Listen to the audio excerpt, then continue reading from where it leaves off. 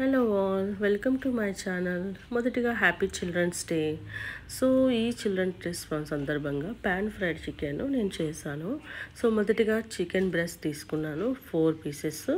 So cut చేసేసి నీట్గా, so దానికి సాల్ట్ అండ్ వాట్ ఎవర్ నేను మీకు చూపిస్తున్నాను స్పైసెస్, అంటే గరం మసాలా, వాట్ ఎవర్ మీరు ధనియాల పౌడర్ ఏమైనా మీకు ఏమైనా యూస్ చేయాలంటే డిజైడ్ అనమాట. సో నేను కొంచెం వెనిగర్ వాటర్ కూడా వేసాను, అండ్ మిర్చి flakes and black pepper and కొంచెం నిమ్మకాయ రసం అండ్ కొరియాండర్ లీవ్స్ అన్నీ వేసేసి మ్యారినేట్ చేశాను ఒక హాఫ్ అన్ అవర్. ఆ తర్వాత బటర్ వేసి చికెన్ని ఫ్రై చేశాను.